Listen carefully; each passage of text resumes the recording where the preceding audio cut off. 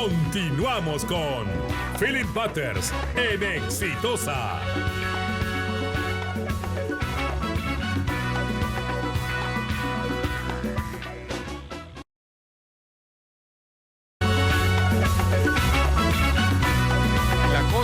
Se complica y mucho para Ollanta Humala Tazo. Testigos de Madre Mía recibirán protección policial. Viceministro del Interior confirma que se han iniciado coordinaciones para proteger a los hermanos Jorge, Teresa y Carmen Ávila Rivera, testigos presenciales Exitosa. Sobre violaciones a los derechos humanos. Y voy a hablarse más claro sobre asesinatos que había perpetrado y desaparición de personas el propio Ollanta Humala cuando era Capitán Carlos. Estamos en los estudios Exitosa con un ex amigo de Ollanta y Nadine, que era justo en esa época en donde se investigaba al Capitán Carlos, porque es en plena campaña presidencial del año 2006 y de la del 2011, a Ollanta Humala Tazo. Estamos con Óscar López Meneses. Óscar, ¿cómo estás? Buenos días, bienvenidos a Exitosa. Hola, Fili, buenos días. ¿El Capitán Carlos es Ollanta Humala? ¿Ollanta Humala es el Capitán Carlos? Definitivamente, hay ya muchos testigos que han salido ya a identificar a Ollanta Humala como el Capitán Carlos, ¿no? Ahora, él lo aceptaba en la época de la campaña. Ubiquémonos en ese espacio-tiempo histórico en cuando Ollanta Humala era candidato a la presidencia y estaba compitiendo contra Keiko Fujimori y Alan García era el presidente. ¿En esa época tú todavía tenías contacto con Ollanta Humala? En el 2006, Sí. por supuesto. Yo entre el 2005 y 2006 ayudé a Humala en su campaña a la presidencia de la República. ¿Qué cosa es ayudar en su campaña? O sea, Bueno, él me pidió específicamente que lo ayude en toda la estructura de la estrategia y la conducción de su campaña, netamente en la parte operativa. cuando tú me a hablas de diario. conducción y tú trabajabas a diario con él, con Adrián Villafuerte, ¿cuál era su equipo de campaña? ¿Qué tan cercano eras tú? Era del primer anillo, del primer círculo de confianza de él en ese momento, ¿no? No te olvides tú que Ollanta no tenía una estructura realmente partidaria. Lo que él tuvo en sus inicios como político fue a un grupo muy pequeño de personas de su absoluta confianza, la mayoría militares. El único civil, te podría decir que era yo, el que estaba dentro de toda esta estructura de la campaña presidencial. Y posteriormente, bueno, él ya tenía una estructura partidaria. ¿Y quiénes eran este primer círculo? ¿Estaba Nadine? ¿Estaba Ilan Heredia? ¿Estaba, no sé, Villafuerte? ¿Quiénes eran el primer círculo de confianza de Ollanta Humala, su gabinete de guerra en campaña? No, las únicas personas que estábamos directamente con él era el coronel Villafuerte, quien habla, y el mayor Ítalo Ponce. Y Ollanta Humala, ¿no? Nadine Heredia no tenía nada que hacer en esta estructura de campaña, ¿no? A ver, ¿cuándo? Ella manejaba las cosas en materia económica. Pero, a ver, ¿cómo que no tenía que ver? A ver, porque me cuesta pensar que una persona que termina, ya para todo el mundo sabe, que termina gobernando, y mañana no se pierdan a Juan Pérez Castro aquí en Exitosa para hablar del tema del gobierno paralelo que tuvo la señora Nadine Heredia. ¿Cómo que una persona que no era del primer círculo, además que era su esposa? No, sí era del primer círculo, pero manejaba los temas económicos y los coordinaba con ella directamente. Nosotros manejábamos el tema de la campaña, la parte operacional de la campaña. Yo, al menos, coordinaba directamente con él. Explícale a la gente que no tiene por qué saber cuál es la parte operacional de la campaña, a dónde van, cómo se movilizan, quién lleva el estrado, a quién le habla, qué comunica. No entiendo.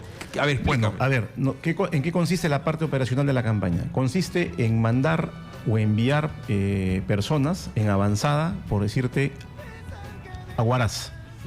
Entonces, nosotros en Huaraz vamos a ver dónde va a ir el candidato a hablar. Entonces, hacemos una recopilación de información, ¿no es cierto?, de las necesidades y las cosas que requiere hablar el candidato en Huaraz.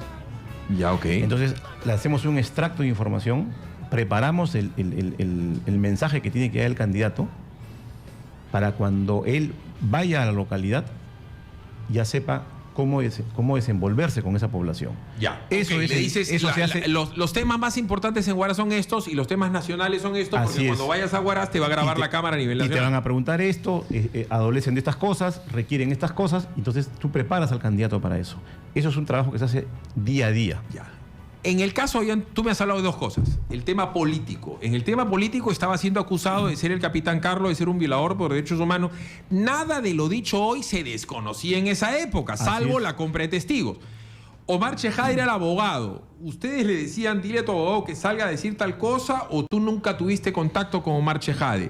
No. ¿Cómo era, qué tan grave se percibía en el primer círculo íntimo de Ollanta Humala la amenaza de la acusación de violación de derechos humanos perpetrada por el capitán Carlos? Yo lo veía gravísimo, pero él siempre manifestó que tenía ese tema controlado. Pasan los años, te estoy hablando en el año 2012, cuando tuvimos una conversación, bueno, varias conversaciones durante ese año, y recién me entero yo, porque yo le pido a Humala que le otorgue el indulto al presidente Fujimori. Ya. Y él me dice que sí se lo iba a dar. Ya. Porque yo le digo, mira, no te olvides tú de que durante los años del gobierno de Fujimori, tú también has sido una persona que te has beneficiado del gobierno de Fujimori. Tú has estado en unidades que son importantes, has trabajado para el gobierno de Fujimori, aunque lo niegas ahora, pero has trabajado para él, te has beneficiado también. Entonces, sé consecuente con las personas que te ayudaron en algún momento, y aparte, otórgale el indulto, porque es una persona que ha luchado contra el terrorismo, y me parece que está injustamente presa hasta el día de hoy.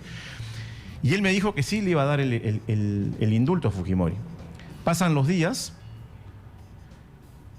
me reúno nuevamente con él y me dice, ya no le puedo dar el indulto. Y yo le digo, ¿y por qué? Porque he conversado con Nadine, me dice. Entonces yo en ese momento le digo, ¿pero quien firma eres tú? ¿Qué tiene que ver Nadine? No, me dice, lo que pasa es que aquí hay un tema mucho más delicado. Y me vuelve a hablar del tema de Madre Mía. Y me dice que Nadine le había comentado que había hablado con García Sayán, y que García Sayán le había dicho que de ninguna manera le podían dar el indulto a Fujimori. ¿Y dónde entra? ¿García Sayán era del círculo íntimo de Ollanta Humala, presidente? Bueno, ahora vemos, cuando pasa el tiempo y uno empieza a ver una serie de acontecimientos, ya sacas conclusiones, ¿no? Ahora vemos pues que el señor García Sayán fue quien puso en el gobierno de Ollanta Humala a su ex esposa, la señora Eda Rivas, como ministra de Relaciones Exteriores, y a uno de sus aliados como ministro de Justicia, que es el señor Francisco Eguiguren. A ver. Hoy en día es nada más y nada menos que el presidente de la Comisión Interamericana de Derechos Humanos. A ver, de la OEA. cuando habla de Ojitos, había 3 en el ranking. Ojitos podría ser Francisco Eguiguren, que tiene ojos claros como tú.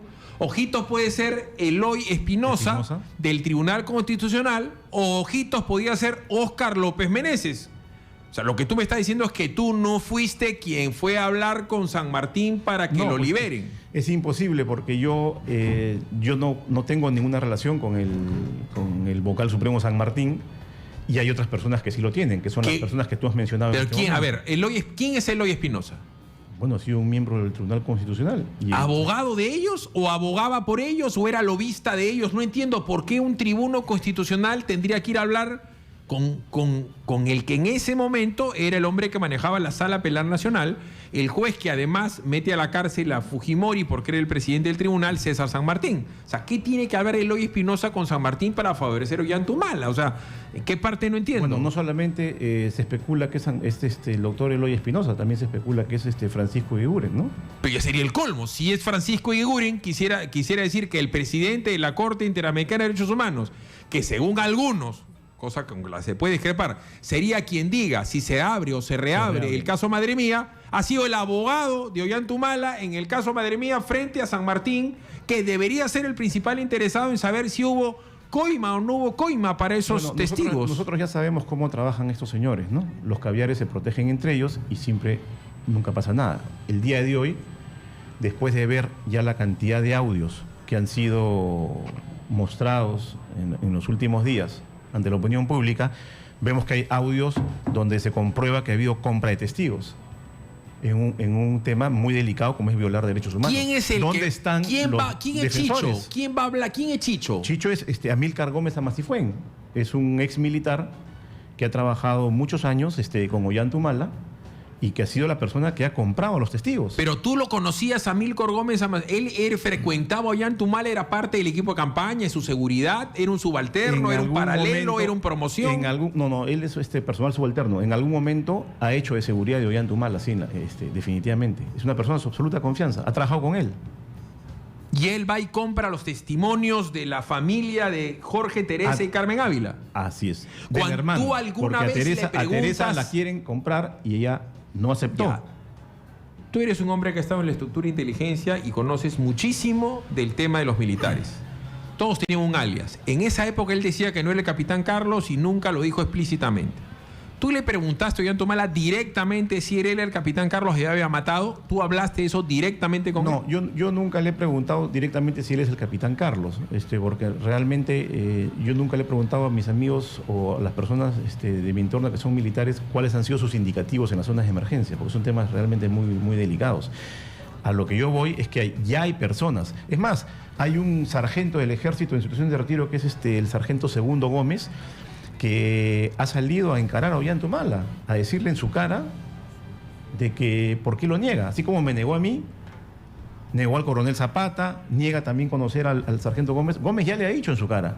¿El coronel Zapata era parte del entorno también del primer círculo en esa época o no? Por supuesto que sí, aparte que han sido grandes amigos desde la época de la Escuela Militar de Chorrillos. 8 de la mañana con 16, vamos a la pausa y viene la otra parte, ¿no? ¿Cómo es que Sinadic manejaba la economía?